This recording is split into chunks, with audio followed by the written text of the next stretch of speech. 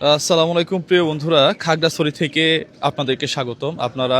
আপনারা জানেন, পাহাড়ি মারমা একজন মেয়েকে ধর্ষণ করাতে পুরো খাগড়াছড়ি জুড়ে হরতাল অবরোধ চলতেছে। ঠিক সেই অবস্থায় আমরা পুলিশের সাথেও কথা বলছি। পাশাপাশি আপনি চারদিকের অবস্থা যদি দেখেন, পুরো থমথমে অবস্থায় আছে এবং কোথাও কোনো ধরনের গাড়ি চলাচল করতেছে না। প্রিয় বন্ধুরা, আগামী কালকের অবস্থা কি হবে এটা নিয়ে আমরা পুলিশ ভাইদের সাথে কথা বলছি। পাশাপাশি এখানে যারা স্থানীয় আছে তাদের সাথেও আমরা কথা বলছি। এখানেও দেখেন অনেকগুলা পুলিশ, যারা ট্যুরিস্ট আছেন বিভিন্ন জায়গা থেকে, যারা খাগড়াছড়ি থেকে সাজেকের উদ্দেশ্যে রওনা দিচ্ছেন, যারা আটকা পড়ছেন, তাদের জন্যই মূলত এই মেসেজটা। আজকে কিন্তু খাগড়াছড়ি থেকে সাজেক থেকে খাগড়াছড়ির দিকে লোকজন আসতেছে। আর্মিরা আর্মিরা শেল্টার দিয়ে নিয়ে আসতেছে। পাশাপাশি আপনারা জানেন যে সামনে পূজা, এই পূজা উপলক্ষে পাহাড়ি যারা আছে তাদের সাথেও আমার কথা হয়েছে।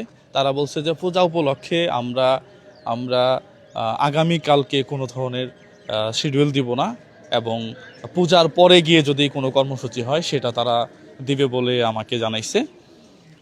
পাশাপাশি আপনারা যারা এখনও খাগড়াছড়ি অথবা চট্টগ্রামে আছেন, যে আগামীকালকে আপনারা খাগড়াছড়ি থেকে সাজেক যেতে পারবেন কিনা, তাদের জন্য নিউজ হচ্ছে আপনারা নর্মালি যেতে পারার কথা, তারপরেও আপনারা চোখ খোলা রাখবেন, কান খোলা রাখবেন, টিভির নিউজ দেখবেন।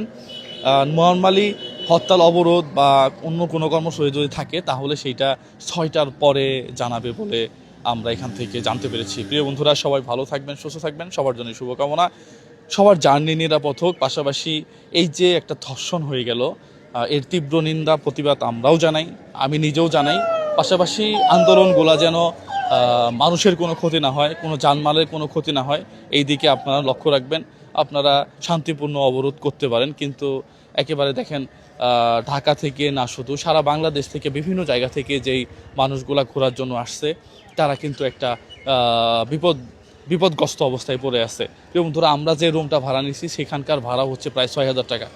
তো আমার পক্ষে হয়তো অ্যাফোর্ড করা সম্ভব হচ্ছে, কিন্তু অনেকেই আছে যে স্টুডেন্ট, অনেকেই আছে যে ছোটোখাটো চাকরি করে, তাদের পক্ষে প্রত্যেক দিন 6,000 7,000, পাশাপাশি আবার খাবার খরচ আছে, এগুলা বহন করা সম্ভব হচ্ছে না। প্রিয় বন্ধুরা, আমাদের আমাদের আন্দোলন চলমান থাকবে, কিন্তু আন্দোলন যেন মানুষের কোনো ক্ষতি না হয়, এই দিকে আমরা লক্ষ্য রাখবো। সালামু আলাইকুম রহমতুল্লাহ।